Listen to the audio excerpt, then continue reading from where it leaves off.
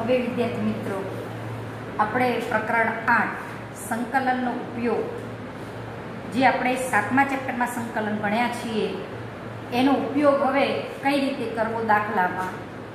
અહીંયા આપણે ફક્ત કોઈ વક્રએ અમુક ચોક્કસ પ્રદેશ દ્વારા ઘેરાયેલું ક્ષેત્રફળ સંકલનની મદદથી શોધવાનું હોય છે. પહેલાં તો કયા વક્રો આવશે એ તમે થોડુંક ધોરણ 11માં સાંકવો ચેપ્ટરમાં શીખ્યા છો. વર્તુળ, પરવલય, ઉપવલય, અતિવલય અને બીજા કેટલાક વક્રો પણ x × y = 1 પ્રકારના વક્રો પણ તમે શીખ્યા છો. માનાંક વિધેયનો આલેખ કઈ રીતે દોરો એ પણ એક વક્ર છે. y = માનાંક x એટલે y = fx, એ પણ એક પ્રકારનો વક્ર જ છે. આ બધા જ પ્રકારના વક્રોને તમને આકૃતિ આવડે છે. કઈ રીતે ગ્રાફ દોરવો, આપણે રફલી ગ્રાફ દોરતા હોઈએ છીએ અને જે પ્રદેશ આપ્યો હોય એ વચ્ચેનું ક્ષેત્રફળ શોધતા હોઈએ છીએ. હવે ક્ષેત્રફળ શોધવું કઈ રીતે એની આ ચેપ્ટરમાં વાત છે.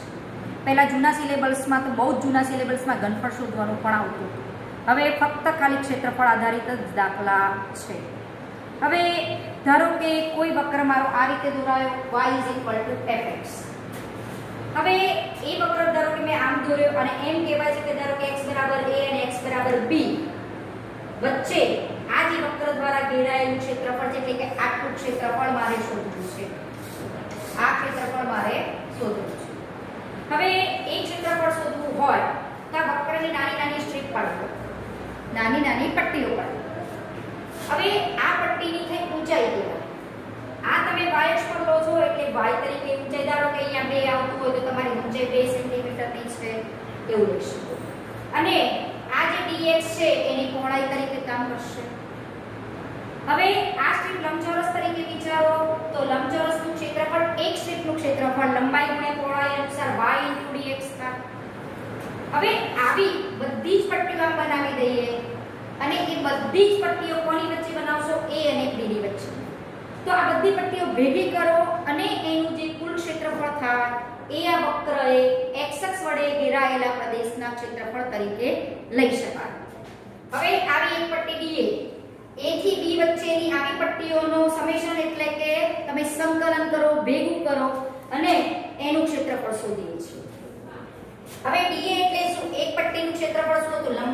ઊંચાઈ તો કે લંબાઈ તો ગુણ્યા પહોળાઈ, બરોબર? y × dx એટલે dA બરાબર મેં શું મૂક્યું? y × dx. વક્ર કેવો હતો? fx = y હતો. તો y ની જગ્યાએ શું મૂકી શકો? fx. ધારો કે આ વક્ર ઉપરની સાઈડ x અક્ષની ધન x અક્ષની ઉપરની સાઈડ જો ઉપરના અર્ધતલમાં આવતો હોય તો તમારો fx ધન હોય. તો આ જે એરિયા છે એટલે કે ક્ષેત્રફળ છે, કુલ ક્ષેત્રફળ આ વક્રનું a અને b વચ્ચે ઘેરાયેલા કુલ ક્ષેત્રફળ તમારું આટલું થાય. પણ ઘણી વખતે જો વક્ર આ રીતે નીચેની સાઈડ આવતો હોય x અક્ષની, તો એ વખતે તમારો fx જો ઋણ થાય તો એવી એક સ્ટ્રીપનું ક્ષેત્રફળ y × dx, આવી બધી સ્ટ્રીપો ભેગી કરો a થી b વચ્ચેની, તો a થી b / dx કહી શકો. હવે અહીંયા fx એટલે કે ઋણ છે તો તમારું સંકલન ઋણ મળી શકે, તો ક્ષેત્રફળ તમારું ઋણ થાય. અને કોઈ પણ વક્રએ કોઈ અમુક ચોક્કસ પ્રદેશ વડે ઘેરાયેલું ક્ષેત્રફળ ક્યારેય ઋણ ન હોય, એટલે એનો આપણે માનાંક લઈએ છીએ. એટલે ગમે તે ક્ષેત્રફળ હોય એટલે આપણે બધામાં માનાંક લઈ લેવાનો. ગમે તે બાજુ તમારો વક્ર આવતો હોય તો માનાંક લઈ લો, તો જે આવશે એ ક્ષેત્રફળ એ તમારું ધન મળશે. હવે અહીંયા આ x અક્ષને સાપેક્ષ આપણે ક્ષેત્રફળ શોધેલું છે.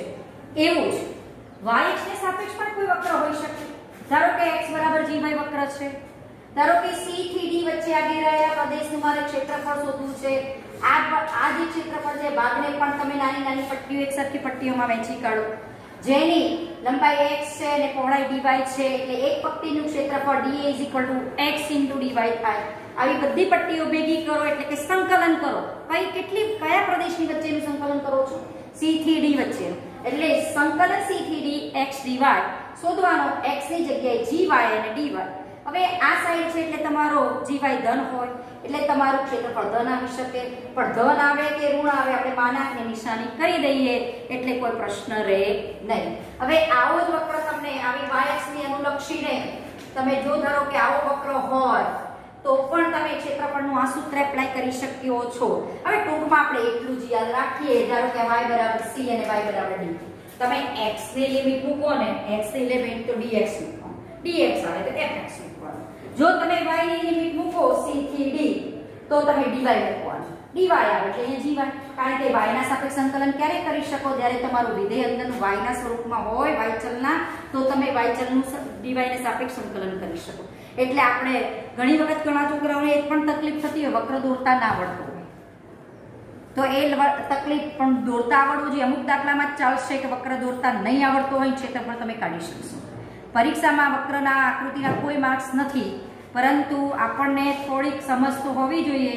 અમુક દાખલામાં તમને વક્ર નહીં આવડે તો ચાલશે, પણ બધા દાખલામાં તમે શાંતિથી સમજવું હોય કે વ્યવસ્થિત સમજવું હોય તો તમને વક્ર આવડવો જોઈએ દોરતા. તો ધારો કે MCQ જે તાવ વક્ર દોરવા બેસાઈએ તો શું ટ્રીક વાપરવાની? તમને ધારો કે y આમાં કોઈ y 2 થી 3 આપે તો y અહીંયા 2 થી 3 મૂકો ને તો અહીંયા dy મૂકવાનું, y લિમિટ મૂકો તો અહીંયા dy આવે એટલે gy આવે. અને જો x લિમિટ ખબર હોય a થી b તો અહીંયા dx મૂકવાનું, dx આવે એટલે fx, એટલે તમારું ક્ષેત્રફળ મળી જાય.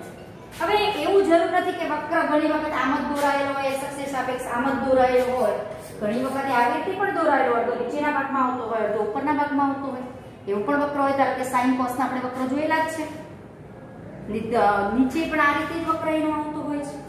હવે એમાં આ પ્રદેશના ક્ષેત્રફળને ધારો કે હું a1 કહું, આ પ્રદેશના ક્ષેત્રફળને ધારો કે હું a2 કહું, તો અહીંયા આ વક્ર છે જે x અક્ષે ધારો કે c બિંદુમાં છેદતો હોય તો a થી b વચ્ચે x અક્ષે ધારો કે c બિંદુમાં છેદે છે, તો a થી c ના ક્ષેત્રફળને આપણે a1 કીધું છે, c થી b ના ક્ષેત્રફળને આપણે a2 કીધું છે. આ નીચેનો વક્ર આવે છે એટલે અહીંયા y fx માં fx ઋણ હશે, તો a1 તરીકે તમારો આવશે a થી c y dx, y એટલે fx માનાંક લખેલો છે, ઋણ છે. ઋણ હોય તો માનાંક લખો, પણ આપણે દાખલામાં તો બધે જ માનાંક વાપરીશું. ઋણ હોય કે ધન હોય, ક્ષેત્રફળ ધન હોવું જોઈએ એટલે માનાંક યુઝ કરશું. અને એ જ રીતે આ a2 ક્ષેત્રફળ છે આપણા કોની વચ્ચેનું ક્ષેત્રફળ a2 છે c થી b વચ્ચે, તો c થી b તમે અહીંયા a2 તરીકે લઈ શકો, c થી b fx dx, c થી b fx dx, અને fx એટલે કે y છે અહીંયા મૂકેલો છે, પટ્ટીનું ક્ષેત્રફળ y dx. આવી પટ્ટીઓ c થી d વચ્ચેની ભેગી કરો, c થી b વચ્ચેની ભેગી કરો તો y ની જગ્યાએ fx મૂકો તો આ તમને a2 મળે. એટલે આ ટોટલ આ વક્ર વડે x અક્ષને સાપેક્ષ ઘેરાયેલું ક્ષેત્રફળ બરાબર a બરાબર માનાંકમાં a1 વત્તા માનાંકમાં a2. અહીંયા માનાંક a2 એટલે નથી લખ્યો કે આ ઉપરની સાઈડ વક્ર દોરાયેલો છે એટલે તમારું ક્ષેત્રફળ ઓલરેડી ધન આપે, તમે માનાંક લખો તોય ચાલે. હવે આ રીતનો પણ વક્ર જેવી રીતે x અક્ષ માટે છે એવું જ y અક્ષ માટે પણ બની શકે. ધારો કે કોઈ વક્ર આપણો આમ દોરાયેલો છે y અક્ષમાં, આમ આવ્યો છે, ધારો કે આ c થી d છે અને વચ્ચે કોક e બિંદુએ છેદે છે, તો c થી a નું ક્ષેત્રફળ વત્તા c થી e થી d નું ક્ષેત્રફળ, આ બંને ક્ષેત્રફળોનો સરવાળો કરો એટલે આ વક્રે y અક્ષને અનુલક્ષીને ઘેરાયેલા પ્રદેશનું તમને ક્ષેત્રફળ મળી જાય. તો તમે જ્યારે y લિમિટ મૂકો છો c થી e તો તમારે આમ ડિવાઇડ કરી દેવાનું, dy આવે એટલે x dy, બરોબર, x dy. x ની જગ્યાએ જે કે વક્ર આપ્યો હશે એને y ના સ્વરૂપ y ના ચલમાં ફેરવી કરવાનું. એટલે અહીંયા શું થશે? આ તમારો ધારો કે a1 કહું, આ a1 કહું ને આ a2 કહું, તો આ શું થશે? c થી e માનાંકમાં x dy, અને x ની જગ્યાએ y ના ચલમાં ફેરવીને તમારે વિધેય કન્વર્ટ કરી દેવાનું, એટલે સંકલન સહેલાઈથી નીકળશે. પછી એ જ રીતે a2 c થી d x dy, x તરીકે gy મૂકો અને એનો માનાંક શોધો એટલે આ વક્ર વડે ઘેરાયેલા y અક્ષને અનુલક્ષીને જે ભાગ ઘેરાયેલો છે એનું ક્ષેત્રફળ, ટોટલ ક્ષેત્રફળ મળી જશે તમને. હવે આવું જ એક ઉદાહરણ 1, 2 આપેલું છે, આમાંથી MCQ ઘણા બનાવી શકાય એ પણ આપણે જોઈએ. આ તમને નમૂના રૂપ તમને દાખલા આપ્યા છે ચોપડીમાં, અને એનાથી તમને કેવા MCQ એમાંથી બનાવીને પૂછે એની વાત કરીએ. હવે આપણને એમ તો ખબર છે કે વર્તુળનું ક્ષેત્રફળ જો ત્રિજ્યા r હોય તો પાય r સ્ક્વેર થાય, બરોબર, પણ એ સૂત્ર આપણે સંકલનની મદદથી લાવીએ.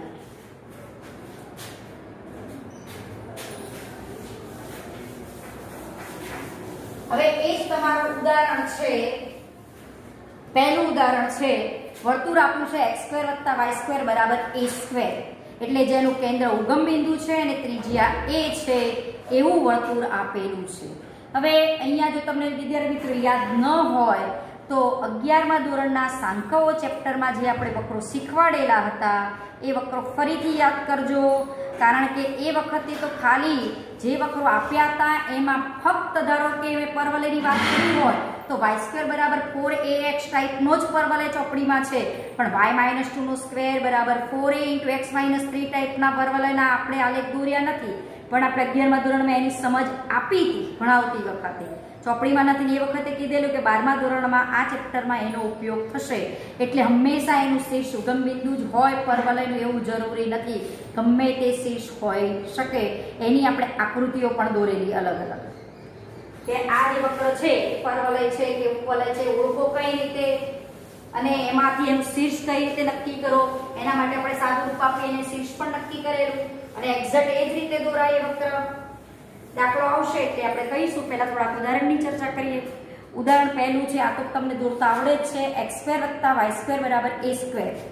આ એક વર્તુળનું સમીકરણ છે. હંમેશા વર્તુળનું વ્યાપક સમીકરણ કયું છે? x² + y² + 2gx + 2fy + c બરાબર 0. આ આપણા વર્તુળનું વ્યાપક સમીકરણ છે.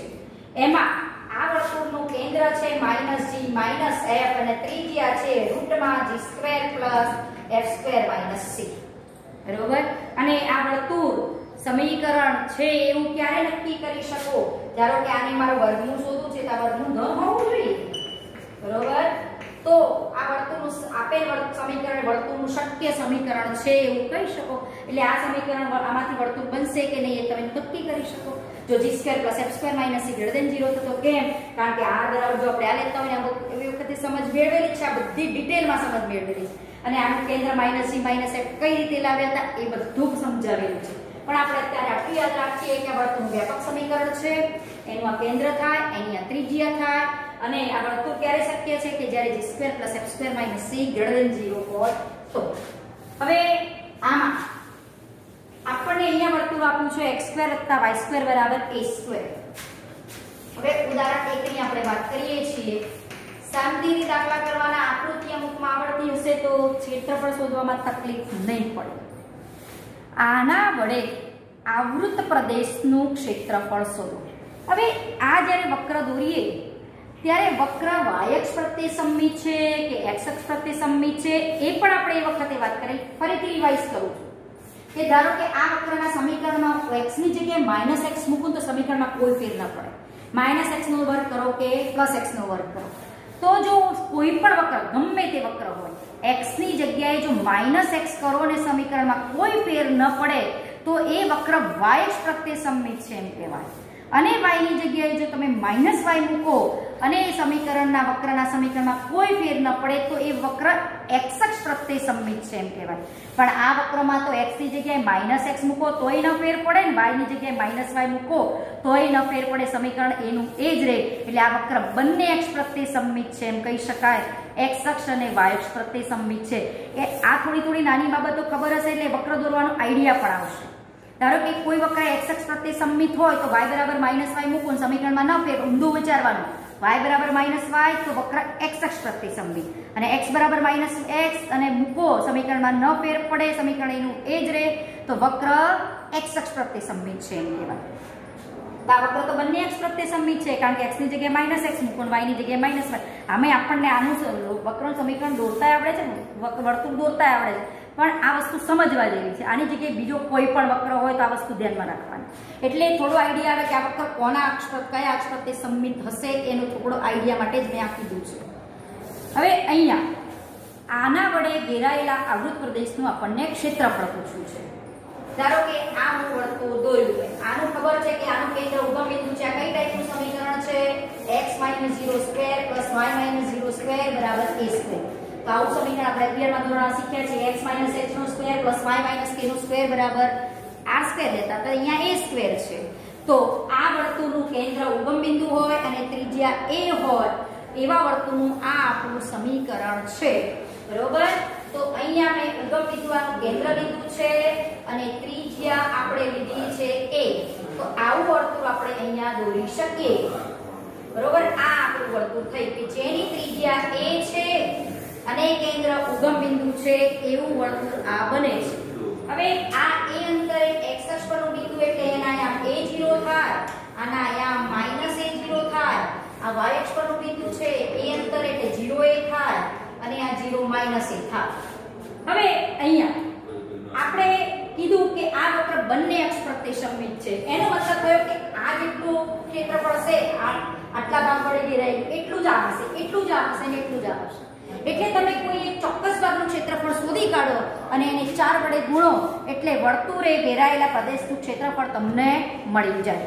તો આપણે આ જે પહેલો ચરણમાં આવેલો પ્રદેશ છે એનું ખાલી હું ક્ષેત્રફળ શોધી કાઢું. ધારો કે આને હું કહું OAB. આ OAB નું ક્ષેત્રફળ શોધી કાઢું અને એને હું 4 વડે ગુણી દઉં તો તમારું ટોટલ ક્ષેત્રફળ આ વક્ર વડે ઘેરાયેલું ક્ષેત્રફળ મળી જાય. હવે અહીંયા ક્ષેત્રફળ શોધશો કઈ રીતે જુઓ. આ વક્ર કઈ ટાઈપનો છે? x² + y² = ac. તો હું આના પરથી આમ ના વિચારી શકું x² + y² = ac. હવે x અક્ષ પ્રત્યે લિમિટ લેવી છે તો આ x = 0 કહેવાય, x = a લાઈન કહેવાય. આ વિચારો x = a લાઈન. હવે આ x = 0 લાઈન. એના વડે આ જે વક્ર છે એના આ પ્રદેશનું મારે એક ચોક્કસ પ્રદેશનું આટલું ક્ષેત્રફળ શોધવું છે. તો આને ધારો કે એક પટ્ટી વિચારું, આ y ઊંચાઈની અને આ dx પહોળાઈની. તો અહીંયા 0 થી a એરિયા આ ભાગ કેટલો થયો? 0 થી a વડે ઘેરાયેલો પ્રદેશ અને y dx તમે કઈ લિમિટ મૂકી? x લિમિટ મૂકી. આ x = a કહેવાય અને આ x = 0 કહેવાય અને x = a. 0 થી a વડે ઘેરાયેલા x અક્ષ વડે આવૃત પ્રદેશનું ક્ષેત્રફળ મારે શોધવું છે. તો y dx આ એરિયા બરોબર એનો માનાંક શોધી દો. ભલે ઉપરના સાઈડ છે તમારું વક્ર તો fx ધન આવવાનો છે તોય આપણે આ રીતે શોધવાનું. હવે એટલે આપણે કેવું પડે કે ક્યારે ઋણ આવે નહીં ક્ષેત્રફળ. y² = a² - x² કહી શકું. તો y બરાબર મારે fx જો કરતા કરવો હોય વક્રનું સમીકરણ લાવવું હોય તો y ને x ચલના ફોર્મમાં મારે ફેરવવું પડે. તો y બરાબર પ્લસ ઓર માઈનસ આમ તો રૂટમાં a² - x² આવે બરોબર. વર્ગમૂળ કાઢો એટલે પ્લસ ઓર માઈનસ આવે. પણ હું અહીંયા પ્લસ કેમ લઈશ? કારણ કે આ પ્રથમ ચરણમાં છે અને પ્રથમ ચરણમાં કોઈ પણ બિંદુ મૂકો તો એને x અને y આમ બંને ધન આવે એટલે આપણે અહીંયા ઋણ મૂકશું નહીં. એટલે y તરીકે હું શું લઈશ? રૂટમાં a² - x². તો આ શું આવશે? 0 થી a માનાંકમાં રૂટમાં a² - x². એટલે આ y મારો fx ચલમાં ફેરવાઈ ગયો સામે x ચલમાં એટલે y બરાબર fx આ વક્ર કહી શકાય બરોબર. y રૂટમાં a² - x².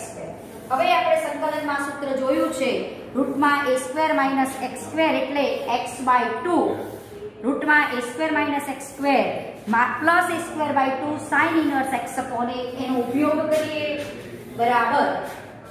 a બરાબર આપણી પાસે માનાંકમાં છે 0 થી a રૂટમાં a² - x² dx. આનું સૂત્ર મૂકો 0 થી a. હવે અહીંયા લિમિટ છેલ્લે આપણે મૂકીએ 0 થી a² - x² નું સૂત્ર આપણને ખબર છે મૂકી દઈએ x/2 રૂટમાં a² - x² plus a²/2 sin inverse x upon a અને આની લિમિટ મૂકવી છે 0 થી a. હવે એનો માનાંક ઘણી વખતે આપણે આને i પણ કહેતા હોઈએ છીએ. a બરાબર માનાંક i તો પણ ચાલે ને i અલગ શોધી પછી એનો માનાંક શોધો તો બધી વસ્તુ a ની a જ છે બરોબર. હવે અહીંયા પહેલા x ની જગ્યાએ a મૂકો એટલે a² - a² એટલે 0 plus a²/2 sin inverse a/8 એટલે sin ઇન્વર્સ 1 એટલે sin ઇન્વર્સ 1/2. આ પહેલા મેં અપર લિમિટ મૂકી ઉપરની limit minus lower limit x = 0 મૂકો 0 * સમથિંગ પર એટલે 0 a²/2 sin ઇન્વર્સ 0 એટલે 0 થશે એ પણ. હવે અહીંયા એનો આપણો છે માનાંક આટલો ભાગનો તો આ થશે πa²/4 0 + 0 એટલે 0. આ આપણું ક્ષેત્રફળ થશે π પણ ધન છે a² પણ ધન છે 4 પણ ધન એટલે માનાંક લખવાની અહીંયા જરૂર છે નહીં. હવે આ શું થઈ ગયું? આટલા પ્રદેશનું ક્ષેત્રફળ. તો ટોટલ ક્ષેત્રફળ બરાબર ધારો કે આ પ્રદેશ તમે a1 કહો આને a2 કહો તો a1 નું ક્ષેત્રફળ તમારું થયું કહેવાય. a1 ને 4 વડે ગુણો એટલે વર્તુળ વડે ઘેરાયેલા પ્રદેશનું કુલ ક્ષેત્રફળ મળે. માટે a = 4a1 બરોબર. 4a1 = equal to pi square by 4 4 4 ઉડ્યા એટલે પાઈ સ્ક્વેર આવી ગયું. ખબર હતી કે આ વર્તુળનું ક્ષેત્રફળ પાઈ આર સ્ક્વેર આવે જો ત્રિજ્યા આર હોય તો. અહીંયા એ ત્રિજ્યા છે તો પાઈ સ્ક્વેર આ ક્ષેત્રફળ આવે, પણ આપણે એને સંકલનની મદદથી ઉપયોગ કરીને લાવ્યા તો પણ ક્ષેત્રફળ આટલું જ આવ્યું, પાઈ એ સ્ક્વેર. બરોબર. આ રીતે કોઈ પણ વક્રનું ક્ષેત્રફળ શોધવામાં જે આપણે આગળ શીખ્યા એ મેથડનો આપણે આગળ ઉપયોગ કરશું.